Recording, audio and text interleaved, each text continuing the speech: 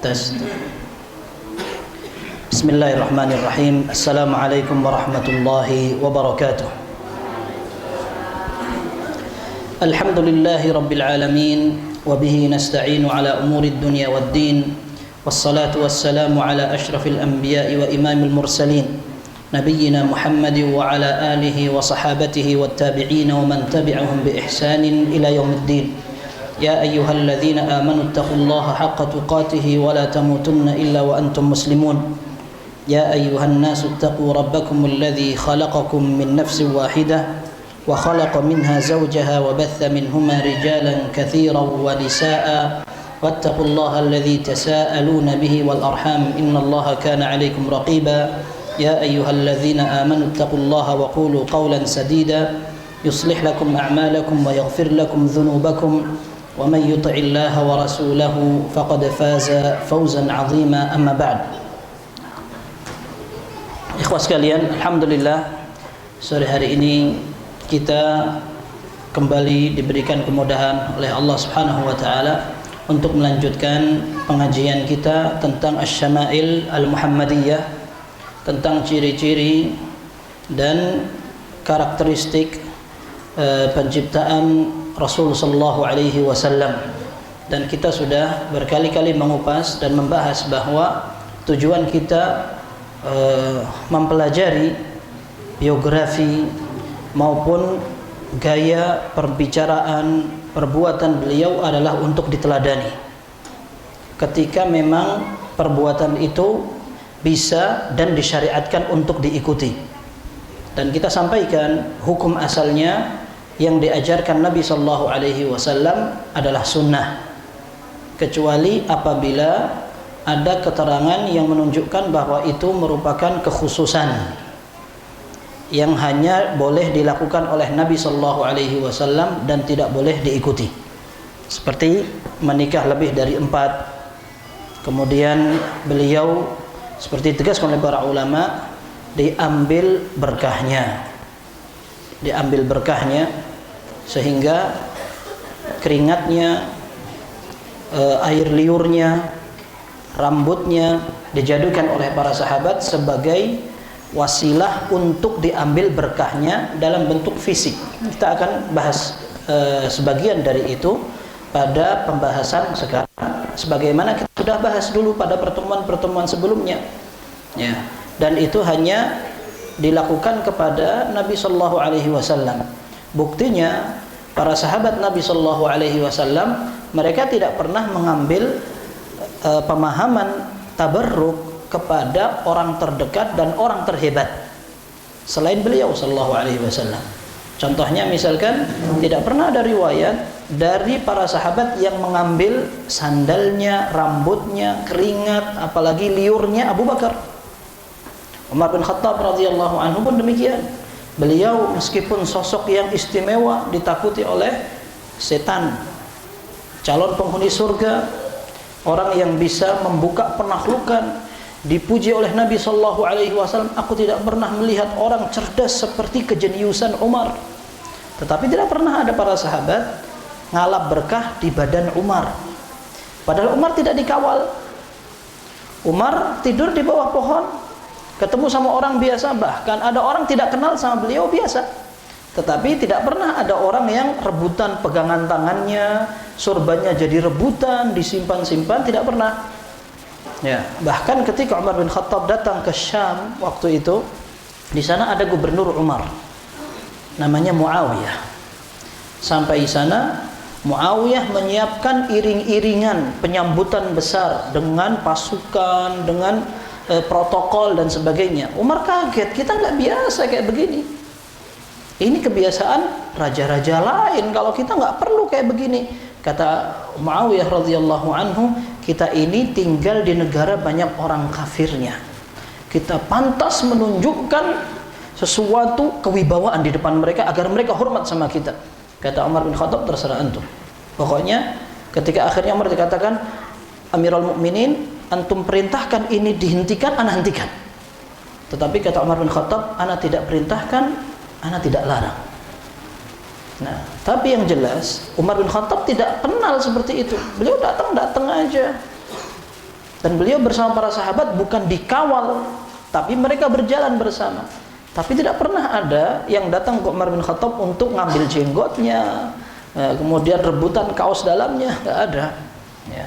Artinya para sahabat meyakini bahwa tabarruk yang dilakukan dengan fisik dan badan hanya kepada Nabi Shallallahu Alaihi Wasallam, tidak kepada orang-orang terdekat sekalipun alul bait seperti Fatimah, kemudian Hasan Husain, kemudian Ali bin Abi Thalib radhiyallahu anhu, tidak dibikin badannya rebutan, tangannya dicium bolak-balik, nggak pakai nafas segala macam, nggak dilakukan seperti itu. Nah, jadi hukum asalnya apa yang dinukil atau dilihat dari Rasul Shallallahu Alaihi Wasallam itu sunnah, kecuali yang ada pengecualiannya. Pengecualiannya seperti kekhususan seperti tadi kita sebutkan. Termasuk kalau Nabi Shallallahu Alaihi Wasallam lakukan itu sebagai dasar kebiasaan. Ini sudah pernah kita sampaikan juga. Kalau beliau sampaikan dalam bentuk kebiasaan, maka orang kalau ingin karena cinta pengen tampil sama dengan Nabi Shallallahu Alaihi Wasallam boleh. Tetapi dia tidak meyakini bahwa itu nyunnah, karena Nabi Shallallahu Alaihi Wasallam pun melakukan itu bukan sebagai bentuk keteladanan agar murid-murid atau umatnya mencontoh. Seperti apa? Seperti ketika beliau makan kurma. Kecuali kalau memang beliau memberikan contoh makan kurma 3 kali, itu urusan lain. Tapi kenapa beliau lebih memilih makan kurma? Sesekali tempo beliau makan roti dari bur, gandum.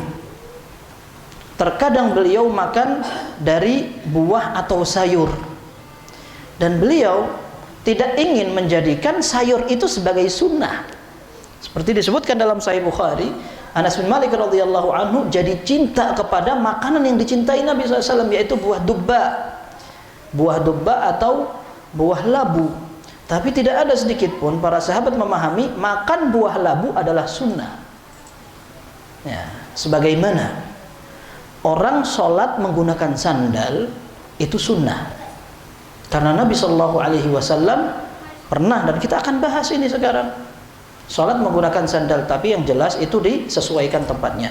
Akan tetapi sandal apa yang dipakai oleh Nabi Shallallahu Alaihi Wasallam itu bukan sunnah. Rasulullah menggunakan sandal yang talinya ada 2 yang ditancapkan, dan Nabi SAW menggunakan sandal rangkap agak tinggi, itu bukan sunnah.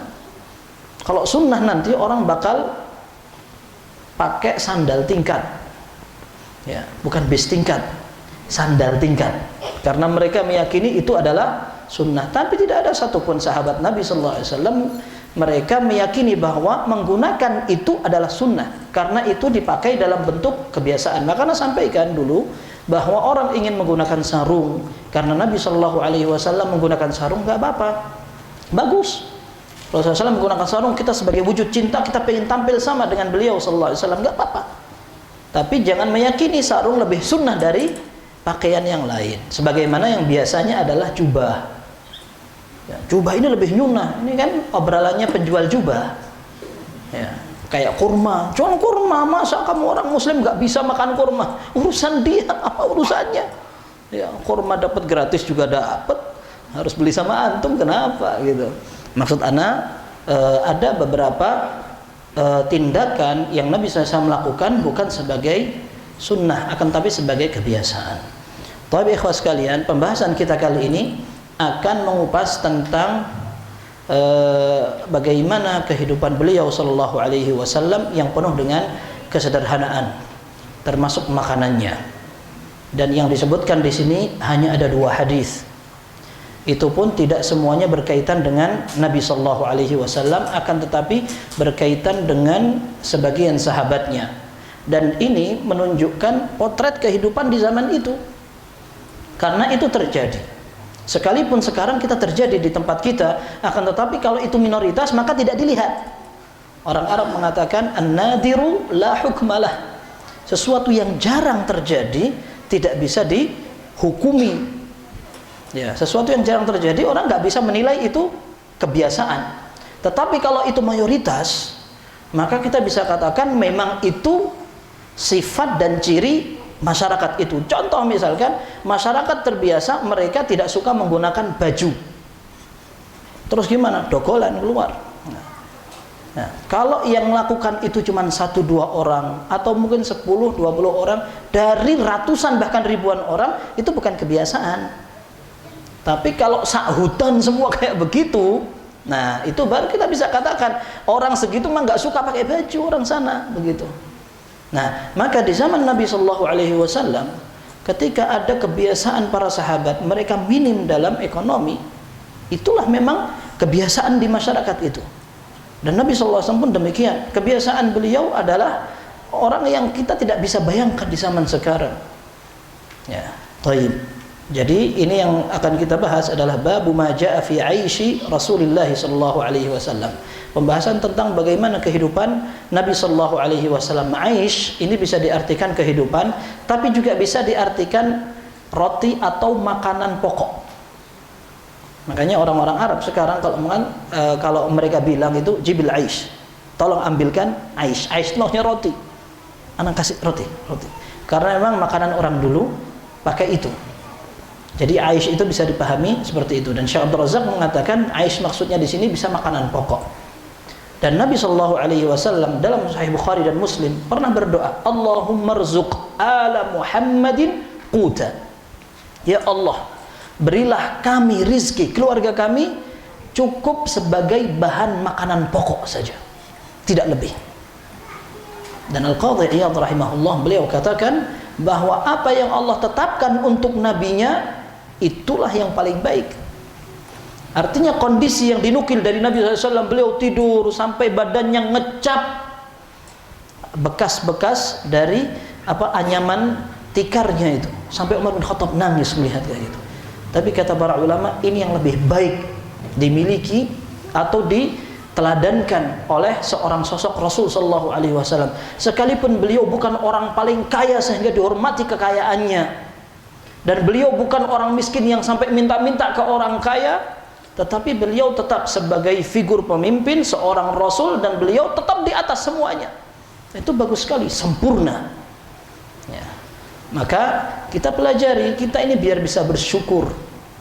Teorinya gampang, lihat ke bawah, tapi seringkali kita susah untuk tanpa sadar kita melihat ke atas terus. Kalau seandainya kita membaca, ternyata para ulama jauh sekali dari kita. Disebutkan hadis yang pertama, ini adalah hadis yang diriwayatkan oleh Bukhari dan Muslim, diceritakan oleh Abu Hurairah radhiyallahu anhu. Al-Muallif rahimahullah atau Imam At-Tirmidzi mengatakan haddatsana Qutaibah ibn Sa'id qala haddatsana Hammad bin Zaid an Ayyub an Muhammad bin Sirin annahu qala kunna 'inda Abi Hurairah wa 'alayhi thawbani mumashshaqani min kattan fatamakhata fi ahadihima faqala bakhin bakh yatamakhatu Abu Hurairah fil kittan laqad ra'aytuni wa inni la akhirru fima baina minbari Rasulillah sallallahu alaihi wasallam wa hujrati Aisyah maghshiyan alayhi fayaji'ul ja'i fayad'u rijlahu ala unuqi yara anna bi jununan wa ma bi junun wa ma huwa illa al-ju'. Kata Muhammad bin Sirin, pernah kita sedang duduk-duduk berada di majlis Abu Hurairah. Kemudian Abu Hurairah radhiyallahu anhu memakai pakaian dari kittan. Mumasyakan artinya tercampur atau diukir dengan kattan. Kattan itu adalah tumbuh-tumbuhan. Mereka gunakan dengan tumbuhan itu warna atau ukiran di baju, di bordir baju itu. Tapi bordiran nggak seperti sekarang. Yang jelas baju itu tidak polos sehingga kelihatan agak bagus. Itu saja. Kata Abu Hurairah radhiyallahu anhu, satu saat beliau pakai pakaian dari kattan itu, fatamakhat, beliau mengeluarkan air ludahnya ke bajunya itu. Dan itu bukan jorok, karena memang kebiasaan masyarakat di zaman itu seperti itu. Dan ada perintah kalau seseorang sholat, dalam hadis, ketika seorang sholat maka dia yunaji rabbahu, dia sedang mengajak bicara Rabbnya, maka jangan meludah ke arah kiblat dan jangan ke arah kanan, akan tetapi ke arah kiri kalau tidak ada orang, kalau tidak maka ke arah kaki, dua kakinya. Kalau tidak maka dia bisa meludah ke bajunya. Kalau zaman sekarang orang bisa menggunakan mindil atau sapu tangan atau tisu. Tapi zaman dulu nggak ada. Jadi mereka terbiasa dengan seperti itu. Mereka tamakhut atau mengeluarkan air ludahnya di bajunya biar tidak kena justru tempat-tempat pakai sholat dia. Padahal di bawah itu tanah. Di bawah itu tanah. Orang zaman sekarang nggak perhatian bawah tanah atau lantai, ngeludah saja. Ada orang kayak gitu kadang-kadang. Ya, jadi Abu Hurairah dalam kisah ini beliau meludah di baju yang terbuat dari katan. Kata beliau, bakhin bakh. Coba lihat. Sekarang Abu Hurairah dia bisa meludah di baju yang bagus dari katan. Padahal dulu aku pernah tersungkur.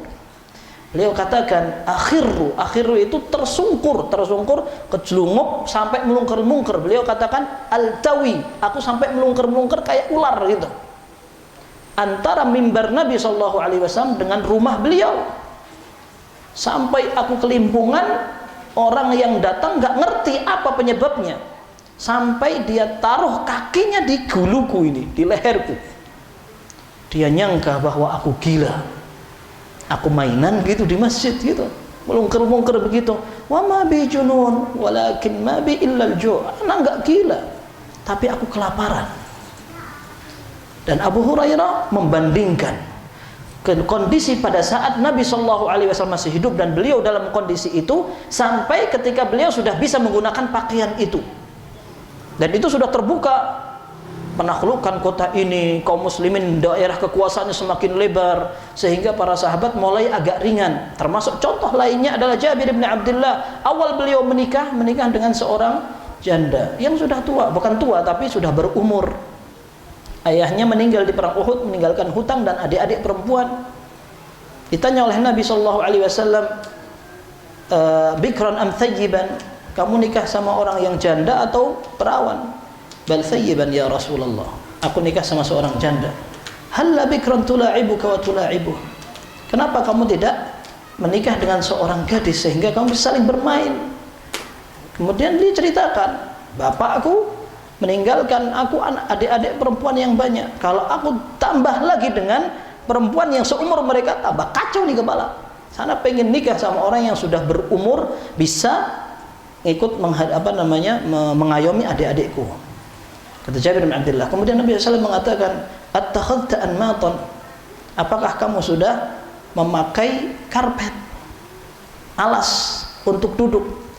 Akhirnya kata Jabir bin Abdullah, anna yakunu lana anmat, bagaimana ya Rasulullah SAW kita mau beli karpet? Baju saja, baju itu kesempitan.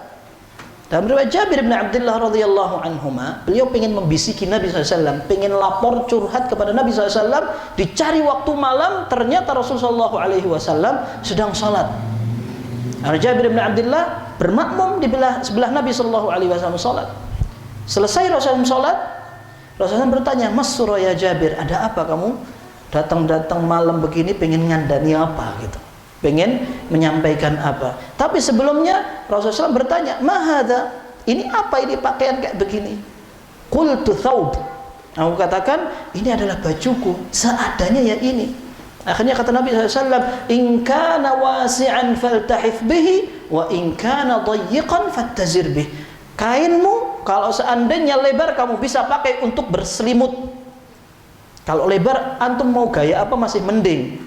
Tapi kalau sempit maka hanya bisa dipakai untuk bersarung biar tidak tersingkap auratnya. Itu kondisi sahabat seperti itu. Jabir bin Abdullah ketika menikah beliau sampai mengatakan, ya Rasulullah gimana saya mau beli karpet? Akhirnya Rasulullah SAW mengatakan, ama innaha satakun, kondisi itu akan datang, kamu bisa beli karpet. Satu saat setelah Rasul meninggal, kemudian Jabir bin Abdullah di rumahnya, istrinya mau masang karpet. Jabir bin Abdullah ngamuk. Apa ini? Beliau tidak biasa seperti itu. Kita adalah para sahabat yang seadanya, apa adanya hidup kita. Tapi ternyata istrinya malah seperti itu. Kemudian istrinya menceritakan, bukankah Nabi SAW pernah mengatakan, ama innaha satakun, itu akan terjadi, berarti itu boleh. Akhirnya Jabir bin Abdullah diam. Maksudnya ini pun demikian. Abu Hurairah berceritakan bagaimana dulu di zaman para sahabat ketika hidup bersama Nabi SAW, seadanya mereka. seadanya. Dan ini justru menjadi pemicu Abu Hurairah paling banyak riwayat hadisnya. Ketika beliau katakan, inna ikhwanana minal muhajirin syagalahumus safqu bil aswaq wa inna ikhwanana minal ansar syagalahumul qiyamu ala amwalihim wa inna Abu Hurairah yalzam Rasulullah ala shibai batnihi. Ya. Para sahabat kami, saudara-saudara kami muhajirin sibuk jual beli, berdagang mereka. Sementara sahabat kami atau saudara kami dari Ansar, mereka sibuk bercocok tanam, bertani. Orang-orang Ansar terkenal mereka ahli cocok tanam. Sementara Abu Hurairah mulazamah kepada Nabi SAW hanya cukup untuk perutnya saja. Yang penting perutnya terganjel, sudah. Fahadara ma la yahdurun wa hafidha ma la yahfadun. Maka Abu Hurairah dia ini memaksudkan dirinya sendiri. Abu Hurairah katakan, maka dia bisa hadir pada saat orang-orang tidak hadir, dan dia bisa menghafal pada saat orang-orang tidak hafal. Tapi kondisi Abu Hurairah seperti itu, sampai beliau pernah kelaparan, sampai kelimpungan seperti itu, dikira gila. Coba kita bayangkan, zaman sekarang nggak ada pengajian orang kelaparan, malah kalau lapar datang pengajian seolah ada snacknya. Kalau pengajian nggak ada snack mungkin nggak laku, itu buyar pengajiannya. Ya, jadi ini kebiasaan di zaman Nabi SAW dan para sahabat. Padahal judulnya adalah bagaimana Aisyu Rasulullah SAW, bagaimana kehidupan Rasul SAW. Tapi ini sahabatnya juga begini. Bukan berarti Rasul SAW raja, lalu beliau paling nyaman. Enggak, sama aja. Taib. Kemudian al-qut atau makanan pokok maksudnya adalah secukupnya saja. Ketika Nabi SAW makan hanya bisa mengganjal kebutuhan makan saja. Ini hadis pertama. Dan hadis yang kedua, ini disebutkan secara mursal atau sanadnya tidak bersambung, cuman didukung dengan riwayat yang lain. Tadi anak sudah punya oret-oret. Taib. Ini hadis yang kedua. Imam Tirmidzi mengatakan haddatsana Qutaibah qala haddatsana Ja'far ibn Sulaiman ad-Dubai. Ja'far ibn Sulaiman ad-Dubai ini orangnya saduq sehingga sanadnya jadi hasan. An Malik bin Dinar qala ma syabi'a Rasulullah sallallahu alaihi wasallam min khubzin qatt wala lahmin illa ala dhafaf. Qala Malik sa'altu rajulan min ahli al-badiyah ma dhafaf qala an yatanawala ma'an nas. Ini dari Malik bin Dinar. Malik bin Dinar adalah seorang tabi'in. Beliau menceritakan kejadian di zaman Nabi SAW dan beliau tidak bakal nyambung. Tabi'in kok cerita tentang kehidupan Nabi SAW, maka dikatakan bahwa sambungan hadis ini terputus. Ini yang dikatakan mursal. Mursal itu hadisnya lemah. Cuman kita katakan ada jalur lain yang menguatkan, dan penulis sendiri menyebutkan pada pembahasan berikutnya nanti hadis yang serupa disebutkan dari Anas bin Malik radhiyallahu anhu, sanadnya bersambung. Nah, di sini disebutkan bahwa Rasul sallallahu alaihi wasallam tidak pernah kenyang makan roti campur dengan daging. Tidak pernah. Kadang beliau makan daging aja sedapatnya, kadang tidak dapat apa-apa, roti tok saja. Bahkan tidak pernah juga beliau tidak dapat kurma, tidak dapat roti, tidak juga dapat yang lain. Nah, di sini disebutkan bahwa beliau tidak pernah mengumpulkan antara roti dengan daging sampai kenyang, enggak pernah sama sekali. Illa ala dhafaf, kecuali beliau bersama dengan dhafaf. Maka Imam Malik rahimahullah tanya, aku tanya ke orang-orang Arab Badui. Kenapa yang tanya oleh orang-orang Badui? Karena orang Arab Badui mereka paling tahu bahasa. Jadi bahasa itu masih ori. Karena mereka tinggal di pedalaman, jarang ketemu dengan pendatang. Dan dulu mereka apabila ingin mendapatkan tambahan-tambahan bahasa yang masih murni, mereka pergi ke daerah pedalaman. Seperti Nabi SAW, beliau dibesarkan di daerah Bani Sa'ad. Dan itu kebiasaan orang-orang Mekah. Orang Mekah banyak pendatang. Mereka ingin mendapatkan keistimewaan itu, kemurnian kehidupan di zaman itu, maka mereka datang ke kampung-kampung. Ibnu Abbas radhiyallahu anhuma ketika beliau menafsiri firman Allah tentang fatir. Beliau katakan, aku baru tahu makna fatir itu artinya membuat, ketika aku mendengar ada orang Arab Badui ngamuk sengketa tentang sumur. Ana fatartuha, aku yang bikin ini. Oh, ternyata fatir itu artinya bikin. Dengarnya dari siapa? Dari orang-orang Arab Badui itu. Nah, Imam Malik rahimahullah, beliau bertanya kepada salah seorang penduduk Badiah, dhofaf itu apa? Artinya adalah tamu-tamu. Nabi Shallallahu Alaihi Wasallam tidak pernah makan kecuali bareng dengan para tamu itu. Beliau tidak pernah kenyang. Ketika ada roti, ada lahm atau daging, kok ada makanan agak enak sedikit, biasanya beliau tidak makan sendiri. Beliau biasanya ada yang lain, makan dengan tamu atau beliau yang bertamu. Karena ditafsirkan dhofaf maksudnya adalah Rasulullah SAW sendiri yang bertamu. Dan ada beberapa riwayat Rasulullah SAW pernah kelaparan. Kita pernah sampaikan itu dulu dalam Sahih Muslim. Rasulullah SAW keluar dari rumahnya, kemudian ketemu Abu Bakar, kemudian ketemu Umar. Ma akhrajakum hadhihi as-sa'ah? Apa yang membuat kalian keluar dari rumah jam segini? Maka beliau katakan, dua orang ini sahabat Abu Bakar dan Umar, ma akhrajana illa al-ju', kami dikeluarkan oleh rasa lapar. Kata Nabi SAW, wallahi ma akhrajani illa alladhi akhrajakuma. Aku dibuat keluar dengan sebab yang sama dengan kalian. Qumu, ayo sekarang kita jalan. Akhirnya datang ke seorang penduduk Ansor atau seorang dari kabilah Ansor. Sampai sana ternyata orangnya lagi nggak ada, orangnya lagi keluar, ada istrinya saja. Maka kata istrinya, marhaban, ayo masuk silahkan. Loh, mana fulan? Zahaba yasta'dzib lana al-ma', dia sedang mencarikan air untuk kami. Akhirnya ketika orang itu datang melihat Rasulullah SAW, Abu Bakar dan Umar, beliau mengatakan, ma ahadun akrama minni duyufan, ma ahadunil yauma akrama minni duyufan. Hari ini tidak ada orang yang lebih istimewa dari aku, karena aku kedatangan tamu agung. Akhirnya begitu Rasul dipersilahkan, dia ambil tangkai kurma, kemudian dia ambil pisau. Maka kata Nabi SAW, jangan sembelih yang sedang menyusui. Akhirnya dia sembelih, kemudian dia masakkan, kemudian dihidangkan kepada Nabi SAW. Maka Rasulullah SAW makan, Abu Bakar makan, Umar makan. Setelah itu mereka akan pulang. Kata Nabi SAW, la tus'alunna an hadha yaumal qiyamah, kalian akan ditanya tentang kenikmatan ini. Akhrajana min buyutina al-ju' thumma lam narji' illa waqad asabana hadha at-ta'am, atau kama qala sallallahu. Kita keluar karena lapar dan kita tidak akan kembali kecuali setelah kita sudah kenyang begini. Ini kita akan ditanya oleh Allah Subhanahu wa taala. Nah, ini Rasul sallallahu alaihi wasallam, beliau makannya bersama orang lain dan menjadi tamu. Dan beliau sering diundang oleh orang. Terkadang beliau ketika akan ngajak orang terdekatnya, beliau sampai minta izin. Orang undang Nabi SAW, akhirnya Rasul mengatakan, ini diundang enggak?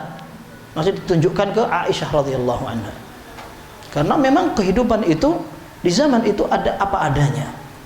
Orang zaman sekarang kita kadang meratap sekali, habis nih fulus, padahal masih ada. Gitu. Artinya kalau kita bandingkan tingkat dan standar kemiskinan di zaman sekarang, mungkin kita menjadi orang kaya di zaman itu. Ya, tapi ya jelas ala kulli hal kita perlu banyak bersyukur. Dan ini kehidupan Rasul sallallahu alaihi wasallam. Taib, ini pembahasannya akan diulang lagi nanti. Oleh penulis akan ditulis lagi. Wallahu alam, apakah ini memang penulis Imam At-Tirmidzi rahimahullah menyusunnya 2 kali atau dicetakan ini? Karena di sebagian cetakan tidak ada, tapi nanti agak ke belakang. Taib. Kemudian pembahasan berikutnya adalah pembahasan alas kaki. Pembahasan alas kaki dimulai dengan sepatu, kemudian yang kedua dengan sandal. Pembahasan sepatu 2 hadis. Kemudian yang kedua pembahasan sandal ada sekitar 11 atau 12 hadis. Dan ini menunjukkan juga bahwa Rasul sallallahu alaihi wasallam manusia biasa. Bukan kaki baja atau kayak Gatot Kaca terbang, nggak butuh alas kaki. Ya, jadi beliau juga berjalan di atas tanah, bukan berjalan di atas air. Ya. Dan ini menunjukkan bahwa beliau juga melakukan kebiasaan manusia menggunakan sandal bukan untuk dijadikan sunnah, tapi ada adabnya. Maka dalam hal seperti ini penulis ingin menunjukkan ini sifat sandal dan sepatu Rasul sallallahu alaihi wasallam. Kemudian berikutnya disebutkan bahwa Nabi sallallahu alaihi wasallam punya anjuran dalam menggunakan alas kaki. Baik. Dalam urusan sepatu ini di zaman itu dikenal dengan sesuatu yang bisa menutupi kaki dan dibuat dari kulit. Itu di zaman itu. Di zaman itu yang namanya sepatu itu dibuat dari kulit karena tujuannya untuk melindungi kaki. Dan bebatuan, terjal, duri atau apa itu sudah biasa waktu itu. Nah sehingga para fuqaha mereka mengambil kesimpulan kalau sekarang ada alas kaki yang tipis atau bolong, apakah bisa masuk dalam hukum yang sama dalam pembahasan mengusap alas kaki pada saat alas kaki di zaman Nabi SAW sepatu itu dari kulit dan menutupi kaki semuanya. Wallahu a'lam, pendapat yang kuat adalah bisa, termasuk kaos kaki. Kaos kaki sekalipun dia tipis dan dia tidak bisa berfungsi seperti sepatu 100%, akan tetapi dalam hukum al-masah atau mengusap alas kaki itu bisa karena memiliki faktor persamaan yang bisa dinilai sama dalam hukum fikih. Intinya sepatu seperti itu. Akan tetapi kesederhanaan itu juga tetap ada. Para sahabat mereka menggunakan alas kaki seadanya juga, sehingga ketika mereka mengikuti pertempuran yang sampai disebut sebagai Dzatir Riqa'. Kenapa disebut Dzatir Riqa'? Karena mereka menggunakan kain untuk alas kaki mereka. Dzatir Riqa' itu artinya banyak tembelan-tembelan kain. Maksudnya kaki mereka itu dibelabut pakai kain karena mereka nggak punya alas kaki yang kuat untuk mendukung kaki mereka menempuh perjalanan yang jauh, panas dan terjal. Nah, sampai dikenal dengan Ghazwatu Dzatir Riqa', pertempuran yang sampai butuh gombal-gombal ditaruh di kaki mereka. Jadi seadanya juga.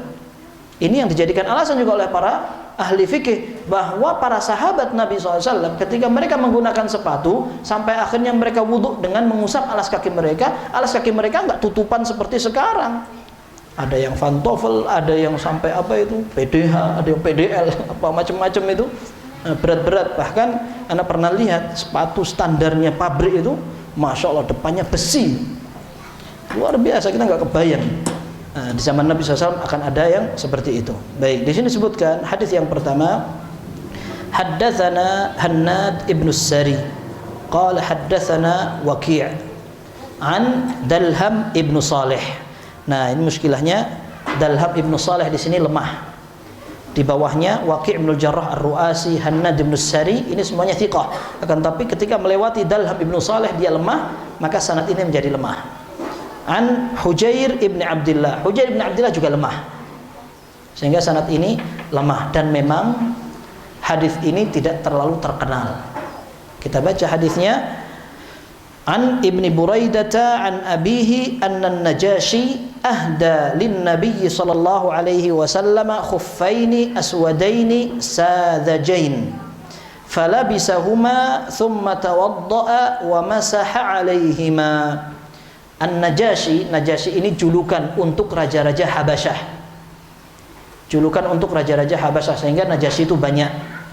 Cuman yang dikenal dalam sejarah Islam adalah An-Najashi yang namanya Ashamah, karena dia satu-satunya orang yang beriman waktu itu. Ketika meninggal, Rasul sallallahu alaihi wasallam mengumumkan kepada para sahabatnya agar dilakukan sholat ghaib. Kenapa alasannya kok ada sholat ghaib?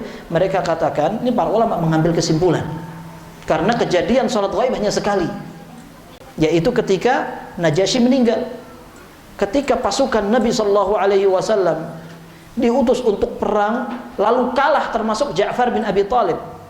Ja'far bin Abi Thalib perang, terbunuh di medan perang. Rasulullah SAW nggak ikut, tapi beliau dengar Ja'far meninggal, beliau nangis berlinang air mata, tapi beliau tidak sholat ghaib. Beliau tidak sholat ghaib kan? Nah, ini menunjukkan memang syariat sholat ghaib ini bukan karena orang itu jauh saja. Pokoknya orangnya jauh kita sholat ghaibkan, tidak seperti itu. Nah, ini yang diambil kesimpulan oleh para ulama, meskipun terjadi perbedaan pendapat di antara para ulama. Tapi yang jelas Rasulullah SAW sampai mengumumkan agar Najasyi disolatkan. Nah, ini Najasyi yang kalau disebutkan tentang An-Najasyi, maka ini yang pernah disolatkan oleh Nabi SAW. Dalam hadis ini beliau memberikan hadiah kepada Nabi SAW 2 sepatu yang warnanya hitam. Kemudian disebutkan sifatnya di sini sa'dzajain. Sa'dzajain itu artinya polos, tidak ada ukir-ukirannya, tidak ada bulunya. Kok bisa begitu? Karena rata-rata ini disebut oleh Syekh Abdul Razak, sepatu itu dibuat dari kulit. Kulitnya apa? Kulit binatang yang mungkin di tengah-tengah mereka, bukan kulit ular. Bukan kulit harimau, itu kurang kerjaan ngambil harimau untuk diambil itunya. Ya, tapi kulit binatang-binatang yang terbiasa ada di sekitar mereka, kemudian disamak. Disamak itu dibersihkan dengan cara yang diketahui oleh ahlinya. Entah dikasih garam, kemudian dijemur, atau dengan dicampur dengan apa, yang jelas luzujah atau kelembapan, kelengketan, kotor, bau, amis segala macam itu hilang, sehingga kulit itu bisa dimanfaatkan untuk tas, untuk tempat air minum, untuk macam-macam. Nah, itu disamak. Baik, kemudian orang-orang ada yang membuat kulit itu bersih 100%. Ada yang masih menyisakan beberapa bulunya. Ada yang memang dibiarkan apa adanya, bulunya masih utuh. Nah, kayak misalkan kulit kambing dibiarkan bulunya masih utuh, mungkin kalau dibikin untuk baju misalkan, mungkin saja.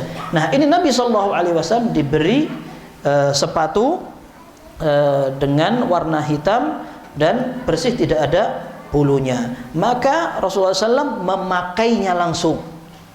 Kemudian ketika beliau berwudu, beliau mengusap di atas sepatu tersebut. Sayangnya hadis ini lemah. Hadis ini lemah, akan tetapi para ulama mengatakan boleh dijadikan tambahan pada fadailul a'mal. Fadailul amal artinya dalam motivasi, akhlak, sirah, kemudian tafsir, tidak apa-apa.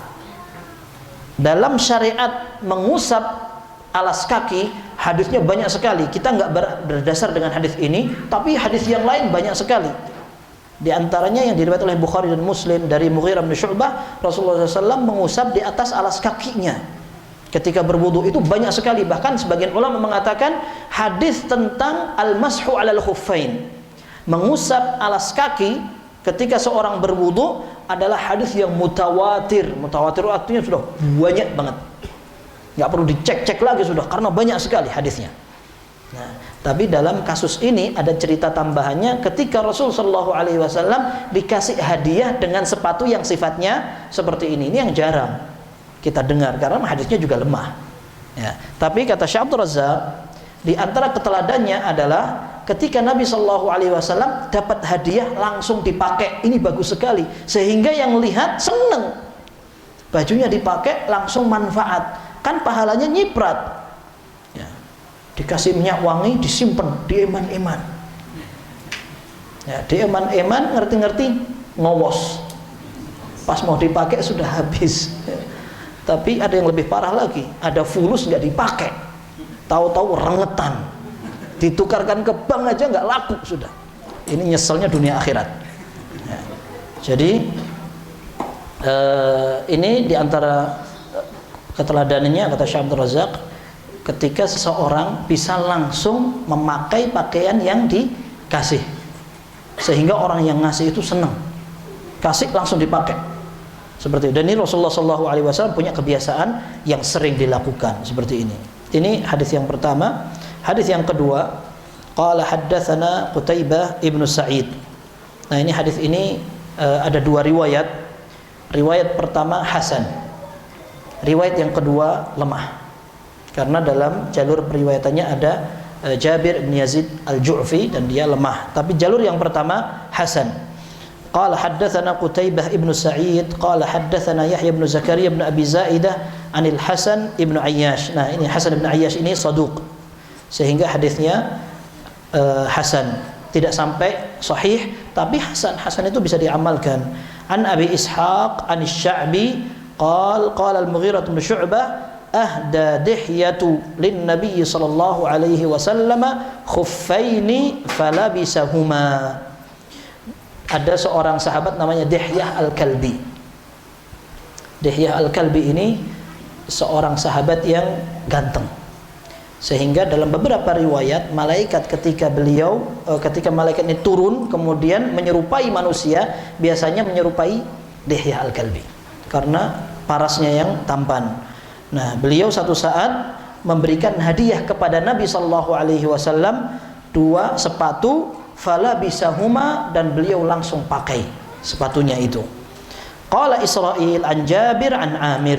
Ada jalur lainnya yang riwayat tadi itu Jabir Al-Ju'fi tadi, ini lemah. Ini lemah. Ada tambahannya di riwayat yang lemah itu wajubbatan falabisahuma. Yang dihadiahkan bukan sepatu tok plus jubah. Ya, kalau tadi yang riwayat yang hasan tadi sepatu yang dihadiahkan, kalau riwayat yang lemah ini ada tambahannya. Tambahannya jubah ditambahkan juga sebagai hadiah, dan Nabi SAW langsung pakai. Hatta takharraqa la yadri an-nabi sallallahu alaihi wasallam adzakiyyun huma am la. Qala Abu Isa wa Abu Ishaq, hadha huwa Abu Ishaq Asy-Syaibani wa ismuhu Sulaiman. Sampai pakaian itu tadi usang, dipakai sampai usang. Nabi SAW tidak ngerti apakah pakaian yang dihadiahkan ke beliau itu merupakan kulit dari hewan yang disembelih dengan tata cara syar'i atau tidak. Nah, tapi ini menunjukkan bahwa Rasulullah SAW ketika mendapat hadiah dari seorang sahabatnya, beliau tidak tanya-tanya, ini dari hewan apa, kemudian ini sudah disamak atau belum, ketika disembelih dengan disembelih atau tidak, seperti itu. Tapi beliau langsung pakai saja. Wallahu a'lam. Nah, ini menunjukkan seperti hadis yang pertama bahwa Nabi SAW ketika mendapatkan hadiah beliau langsung pakai. Dan terkadang pakaian itu dibersihkan dulu, sepatu yang terbuat dari kulit dibersihkan betul-betul dari bulunya atau masih ada sisanya. Dhaib. Ini pembahasan tentang sepatu beliau sallallahu alaihi wasallam. Artinya beliau juga mau sepatuan. Kalau seandainya ada orang sekarang tidak mau pakai sepatu, ya, anak alergi kalau pakai sepatu, tidak apa-apa. Dia tidak menyelisihi sunnah. Kalau tidak mau pakai sepatu, mau pakai sandal, tidak apa-apa. Nggak biasa pakai sandal juga, maunya nyeker terus, tidak apa-apa juga.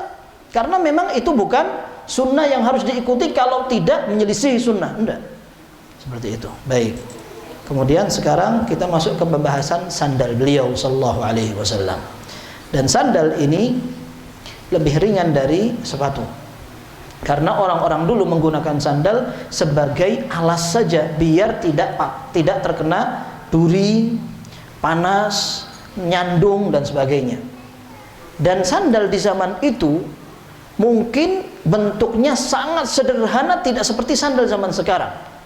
Kalau kita bayangkan, Nabi Shallallahu Alaihi Wasallam seperti yang hadis-hadis yang kita pelajari sebelumnya, beliau suka sekali menggunakan komis. Komis disukai karena dia sudah punya tempat untuk masukkan kepala dan tangan, sehingga tidak gampang copot kalau dipakai. Berbeda dengan rida atau selendang. Selendang itu hanya dibelebetkan begini saja. Mungkin untuk aktivitas jatuh atau harus dipegangi. Maka Nabi SAW suka sekali menggunakan komis. Orang zaman sekarang kita semua bajunya komis semua. Ya, enak sekali.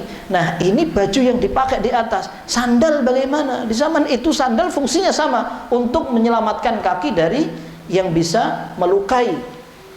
Akan tetapi sandal di zaman itu masih sangat sederhana. Pun demikian fungsinya sama. Maksudnya Rasul sallallahu alaihi wasallam menggunakan sandal tidak sedang menunjukkan bahwa sandal seperti yang saya pakai ini sunnah. Kalau ada orang menggunakan sandal yang lain tidak apa-apa. Seperti itu. Kecuali dalam kondisi-kondisi tertentu seperti Rasulullah sallallahu alaihi wasallam menggunakan sandal ketika sholat, kemudian beliau melepas menggunakan atau mendahulukan kiri dulu. Ini akan kita bahas, dan itu menjadi tata cara dalam syariat. Tetapi model sandalnya bagaimana itu tidak masuk dalam sunnah. Karena Nabi Shallallahu Alaihi Wasallam menggunakan sandal pun tidak dengan niat sunnah. Hadis pertama, haddatsana Muhammad bin Bashar qala haddatsana Abu Dawud At-Tayalisi qala haddatsana Hammam an Qatadah. Ini riwayatnya bersambung dan semuanya terpercaya riwayatnya. Dari Qatadah dia bertanya, qultu li Anas bin Malik. Aku bertanya kepada Anas bin Malik. Anas bin Malik pembantu Nabi SAW selama 10 tahun. Sehingga kalau jangankan sandal, yang lain saja ngerti, apalagi cuman sandal. Tapi sandal di zaman Nabi SAW menjadi kehormatan pada saat seorang sahabat disebut sahibun alaih. Dia yang mengurus sandal Nabi SAW. Kalau tidak salah Abdullah bin Mas'ud. Sahabat dikasih gelar dia yang selalu menyiapkan sandalnya Nabi SAW. Luar biasa. Ya, tukang bersih-bersih sandal, tapi tukang bersih-bersih sandalnya presiden beda. Ya, beda sekali. Ya. Taib. Ini Anas bin Malik ditanya oleh Qatadah. Nah, kaifa kana na'lu Rasulillah sallallahu alaihi wasallam? Ciri sandal Nabi sallallahu alaihi wasallam itu bagaimana? Kata Anas bin Malik, lahuma qibalan. Sandal Nabi sallallahu alaihi wasallam itu ada talinya. Sandal beliau itu ada talinya. Jadi bukan sandal yang bisa nempel di kaki sendiri. Berarti ini wajar kan? Orang rata-rata kayak begitu. Ya.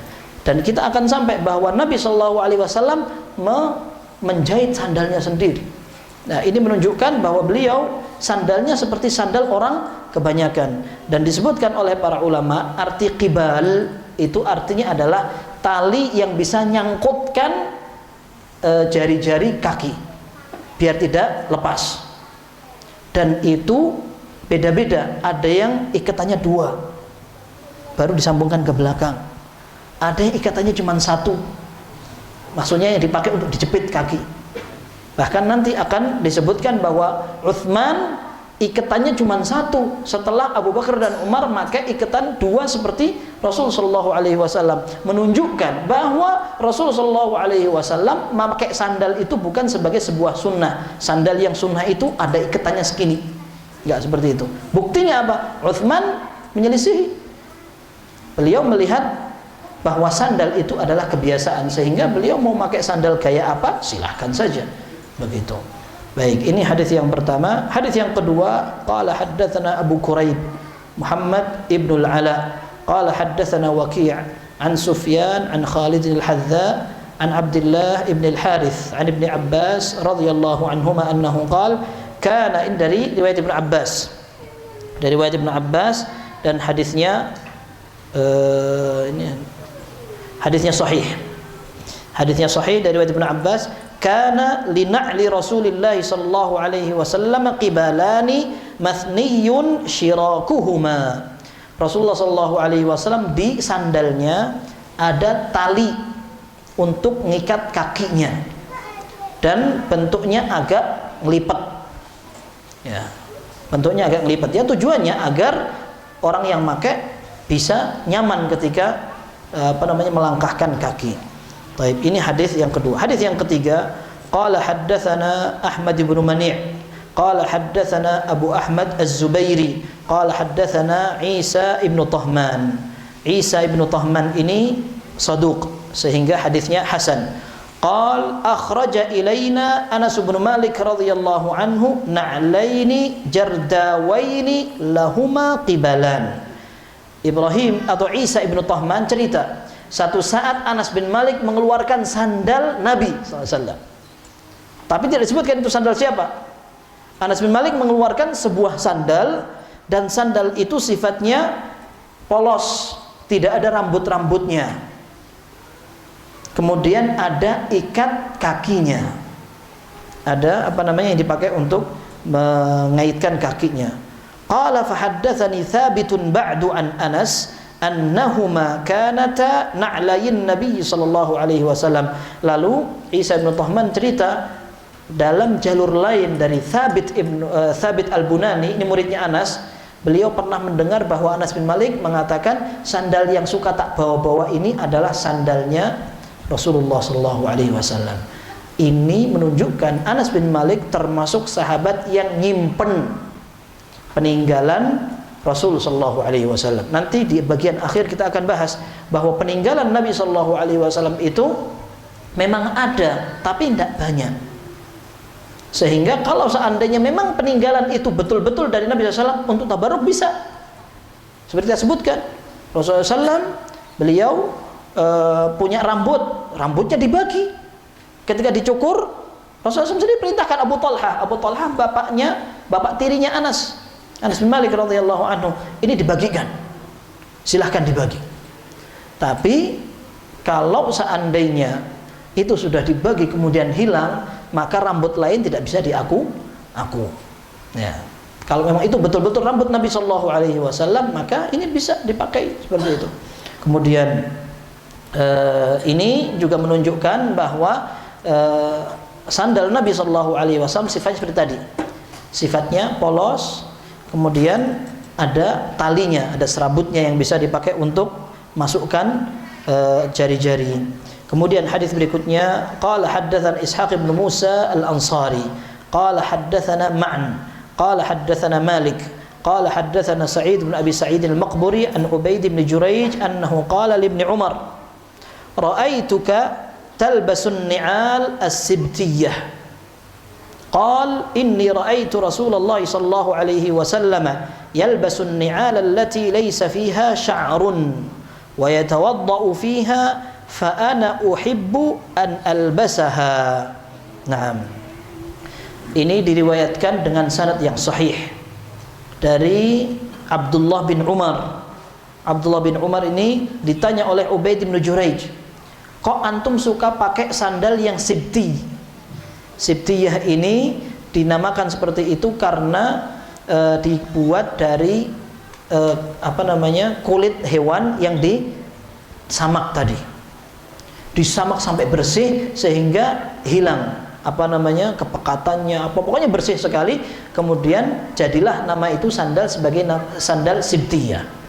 Satu saat Abdullah bin Umar pakai itu, ditanya, antum kok sering ya pakai sandal kayak begitu? Maka alasan beliau, aku melihat Rasul sallallahu alaihi wasallam menggunakan sandal sibtiyah, maka aku pengen pakai sandal yang seperti itu. Nah, ini menunjukkan bahwa ketika seseorang ingin tampil sama dengan Nabi Shallallahu Alaihi Wasallam boleh. Kalau seandainya dia niatkan karena kecintaan kepada Nabi Shallallahu Alaihi Wasallam, kemudian dia pengen ikut Rasul Shallallahu Alaihi Wasallam, pengen mirip, pengen sama, maka insya Allah dapat pahala. Insya Allah dapat pahala. Dan ada para sahabat yang suka seperti itu. Abdullah bin Umar misalkan, beliau suka ini sekarang dia menggunakan sandal yang pernah dipakai oleh Rasul Shallallahu Alaihi Wasallam. Maksudnya model sandal seperti itu pernah dipakai Nabi Shallallahu Alaihi Wasallam, beliau suka. Termasuk makanan, Jabir bin Abdullah, beliau cerita, aku suka cuka karena Rasulullah SAW pernah mengatakan bahwa sebaik-baik idam atau lauk adalah cuka, maka suka sekali cuka beliau. Nah, maka itu kecintaan yang berangkat dari kecintaan kepada Nabi SAW. Maka makanannya beliau sukai juga, tapi tidak menunjukkan bahwa cuka sunnah, buah labu sunnah, sandal yang ada ikatannya dari kulit sunnah, tidak seperti itu. Tapi kalau ada orang ingin memakai untuk niat pengen mirip dengan Nabi SAW, silahkan. Nah, dan di sini ada sibtiyah. Sibtiyah tadi kita sebutkan sandal yang dibuat dari kulit yang disamak sampai bersih. Ada sebuah hadis yang menunjukkan bahwa Nabi Shallallahu Alaihi Wasallam pernah membentak orang yang menggunakan sandal sibtiyah di kuburan. Di tengah-tengah kuburan ada orang pakai sandal. Lalu oleh Nabi SAW dikatakan, ya sahibas sibtiyatain, ikhla'na alaik. Kata Nabi SAW, hai orang yang menggunakan sandal sibti, copot sandalnya. Sebagian ulama menafsiri bahwa menggunakan sandal di tengah kuburan tidak boleh, karena Nabi SAW larang orang itu menggunakan sandal. Tapi sebagian ulama lain mengatakan larangan itu bukan karena pakai sandalnya, tetapi karena orang itu pakai sandalnya dalam keadaan sombong. Pakai sandal kayak begini, sombong dia.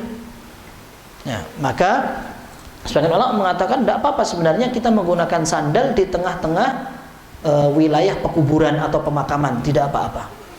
Tapi kalau seandainya kita ingin hati-hati, maka ketika kita masuk ke pekarangan kuburan, pemakaman, maka kita tidak pakai sandal, kita lepaskan.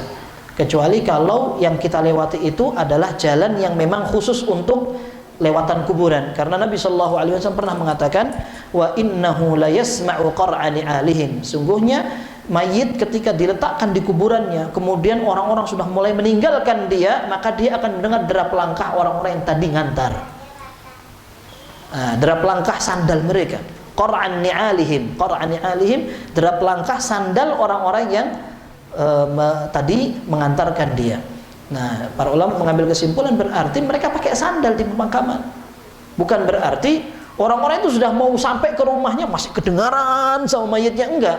Tapi ketika mereka akan keluar makam, derap langkahnya itu kedengaran sama si mayit. Nah, ini menunjukkan bahwa mereka pakai sandal di dalam kuburan. Cuman kalau mereka lewat di jalan yang memang dibiarkan untuk lewatannya orang ketika masuk dan keluar. Tapi kalau kita mau hati-hati, nah kita lepas saja sandal kita ketika kita sudah mau masuk ke tengah-tengah makam, apalagi ke kuburan-kuburan, hati-hati jangan sampai nginjak. Taib. Jadi intinya menggunakan sibtiyah boleh saja. Buktinya Rasulullah SAW pernah pakai dan Abdullah bin Umar sampai mengikuti. Taib. Ini hadis dari Abdullah bin Umar radhiyallahu anhuma. Kemudian hadis berikutnya masih sama. Oh, masih lama, masya Allah maghribnya. Ya. Hadis berikutnya sama dengan yang tadi. Haddatsana Ishaq ibnu Mansur qala haddatsana Abdul Razzaq an Ma'mar an ibni Abi Dhi'b an Salih maula at-Taw'amah an Abi Hurairah radhiyallahu an. Salih maula at-Taw'amah ini saduq sehingga hadisnya hasan. Ya. An Abi Hurairah, dari sahabat Abu Hurairah, beliau cerita, kana li na'li Rasulillah sallallahu alaihi wasallam qibalan. Sandal Rasul sallallahu alaihi wasallam punya tali yang untuk mengikat. Tadi sudah kita bahas. Kemudian lanjut hadis berikutnya. Haddatsana Ahmad bin Mani' qala haddatsana Abu Ahmad qala haddatsana Sufyan 'anis Suddi. Suddi ini wallahu alam dia saduq sehingga hadisnya hasan. Qala haddatsani man sami'a Amr bin Huraits. Aku diberitahu oleh orang yang mendengar dari Amr ibn Huraits. Siapa orang itu? Wallahu alam. Enggak ngerti. Pokoknya As-Suddi ini cerita, aku mendapat hadis ini dari orang yang mendengar dari Amr ibn Huraits. Siapa orangnya? Enggak diceritakan. Maka dalam periwayatan hadis kalau disebutkan dari seseorang tapi tidak disebutkan siapa orang itu, maka dia dihukumi majhul, tidak dikenal. Dan hadis itu bisa menjadi dhaif, bisa lemah karena seorang periwayat yang tidak dikenal dia. Baik, di sini juga disebutkan demikian. Nah, dia cerita, ra'aitu Rasulullah sallallahu alaihi wasallam yusalli fi na'laini makhsufatain. Ya. Aku melihat Rasulullah sallallahu alaihi wasallam salat menggunakan sandal yang dijahit. Aku melihat Rasulullah SAW menggunakan dua sandal yang dua-duanya dijahit.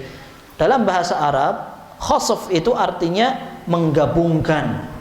Artinya, Anda pernah lihat penjelasan sebagian masyayikh, beliau katakan makhsufatain artinya sandal yang alasnya begini dicampur dengan alas yang lain, ditimpukkan begini, kemudian dijahit. Nah, berarti sandal Nabi Shallallahu Alaihi Wasallam terbuat dari dua alas seperti ini. Artinya boleh. Terkadang beliau menggunakan itu. Dan sandal ada yang tipis, ada yang tebal. Ketika bisa lebih diandalkan untuk menjaga kaki dari duri, panas dan sebagainya.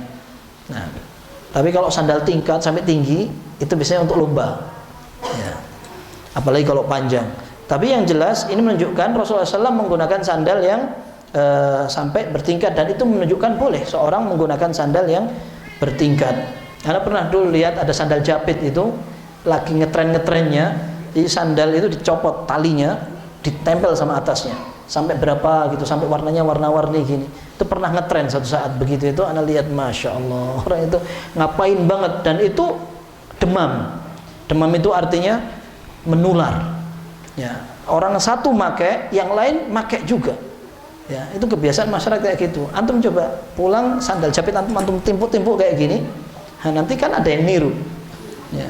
Masalahnya kalau hilang kan ketahuan. Oh, itu punya saya itu. Gitu. Taib.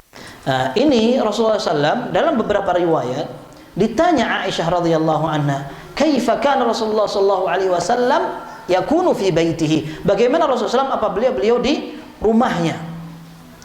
Maka Aisyah radhiyallahu anha mengatakan, "Kama kana yasna'u ahadukum." Rasulullah SAW kalau di rumahnya itu seperti kalian di rumah.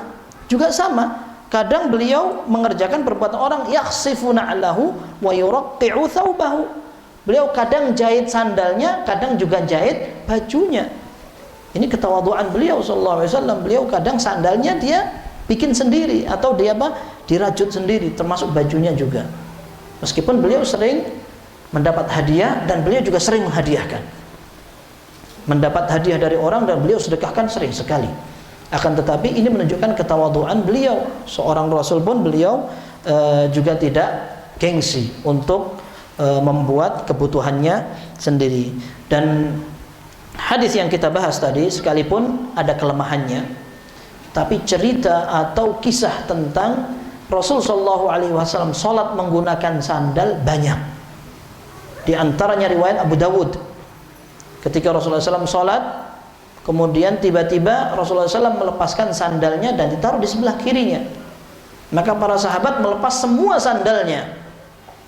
Maka Rasulullah SAW bertanya kepada sahabatnya setelah selesai sholat, "Ma hamalakum ala ilqa'i ni'alikum?" Apa yang membuat kalian lepas sandal-sandal kalian? Maka mereka mengatakan, "Ra'ainaka alqaitana 'alaika fa alqaina ni'alana." Kami melihat kamu melepas, maka kami segera melepas sandal kami. Ini menunjukkan bagaimana para sahabat mereka nggak tanya-tanya kalau mau mencontoh Nabi SAW. Apa yang dilakukan sama mereka. Akhirnya Rasulullah mengatakan, "Inna Jibril atani fa akhbarani anna fihima adza." Sungguhnya Jibril tadi datang memberitahu aku bahwa di sandalmu ada najisnya, maka aku lepas. Dan di sini ada pelajaran fikih juga. Ketika seseorang menggunakan pakaian yang ada najisnya dan dia tidak tahu, tapi dia pakai. Ketika tengah-tengah sholat, dia baru tahu kalau ini, oh iya tadi ini kena najis. Maka dia boleh di tengah sholat dia lepaskan bajunya, dia lanjutkan sholatnya selama baju itu bukan yang menutup aurat yang parah. Kalau seandainya dia baju luarnya, dia baru ingat tadi anak gendong bayi yang baru ngompol, anak pikir nantilah gantinya. Sampai menjelang zuhur lupa dia berangkat ke masjid pakai baju koko sholat. Baru tengah-tengah sholat rakaat kedua ingat, oh ini kan tadi anak pakai untuk gendong bayi yang ngompol. Akhirnya dilepaskan, tidak perlu membatal. Dia lepaskan, lanjut sholatnya, aman, nggak ada masalah.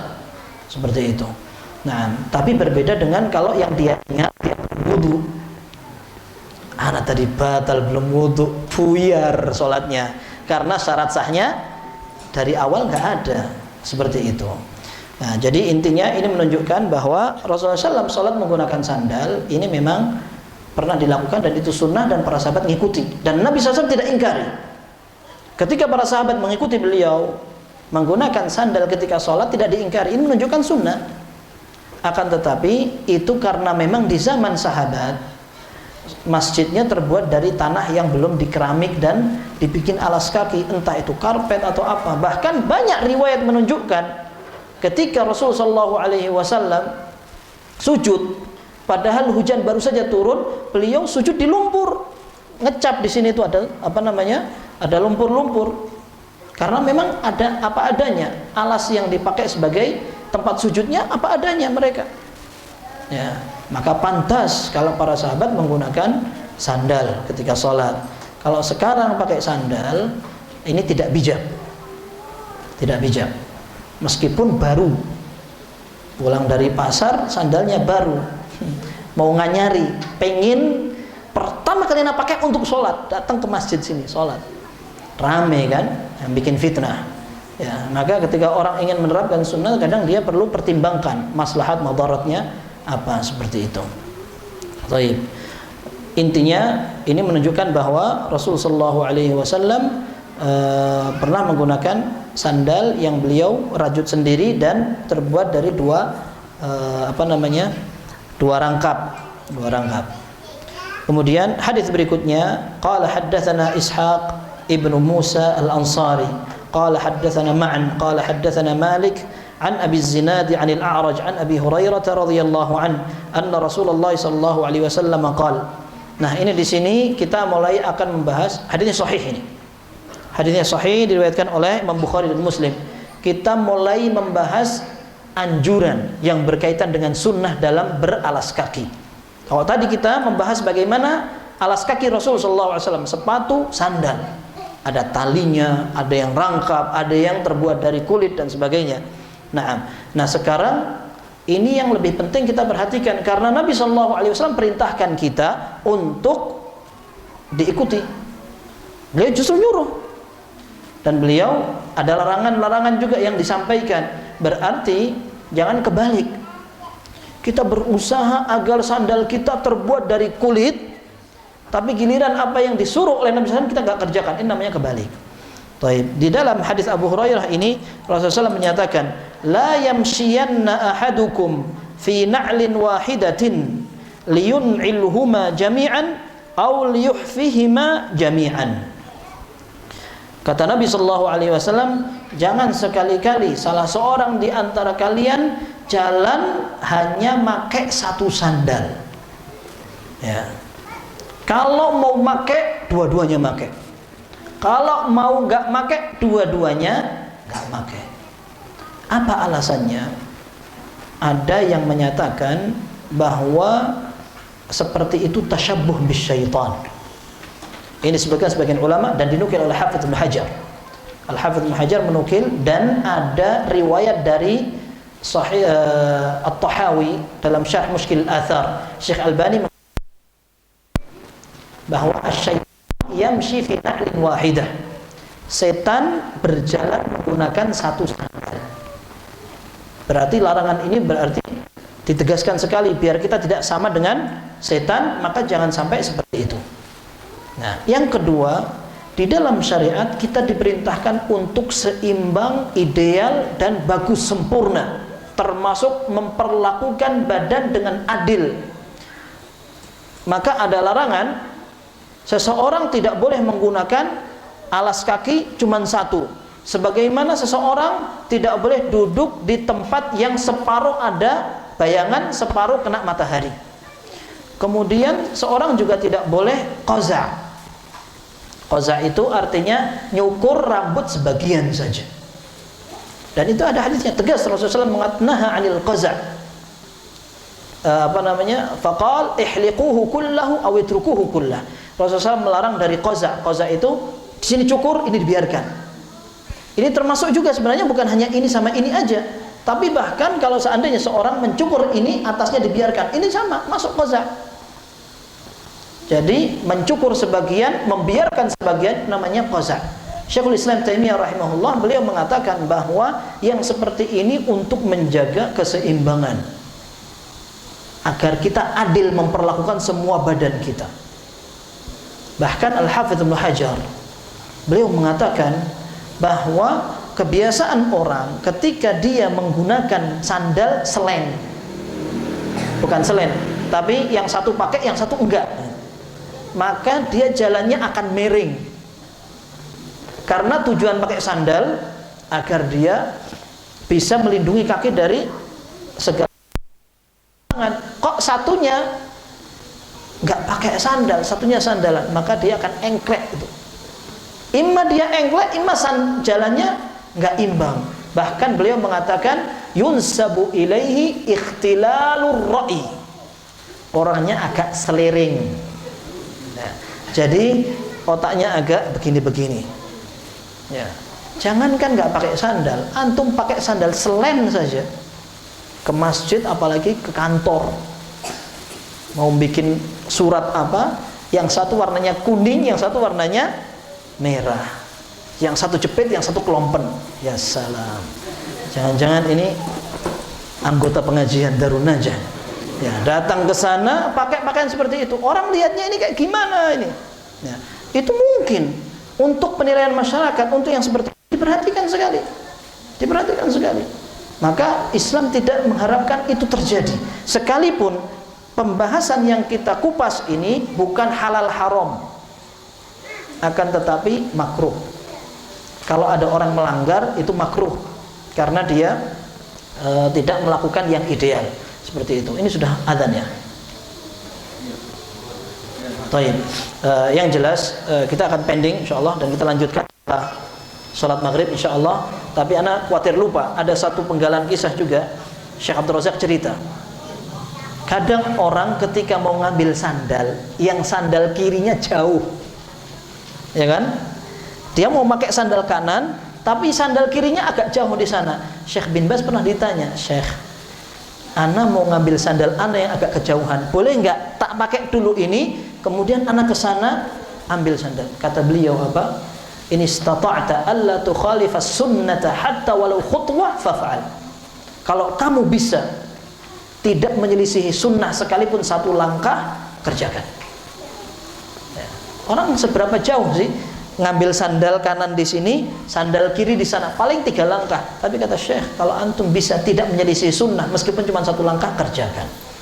Nah, seperti ini menjadi motivasi kita agar kita bisa semakin perhatian kepada ajaran Nabi kita Muhammad sallallahu alaihi wasallam. Wallahu a'lam bishawab. Insyaallah kita lanjutkan yang tersisa di setelah salat maghrib insyaallah. Wallahu a'lam bishawab. Sallallahu wasallam barak ala abdihi wa rasulih Muhammad wa alihi washabbihi ajma'in. Alhamdulillahirabbil alamin.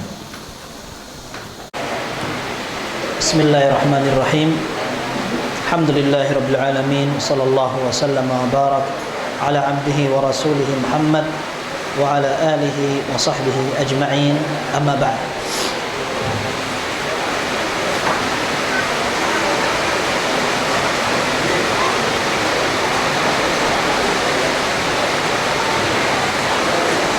Alhamdulillah, Allahumma sayyiban nafi'an.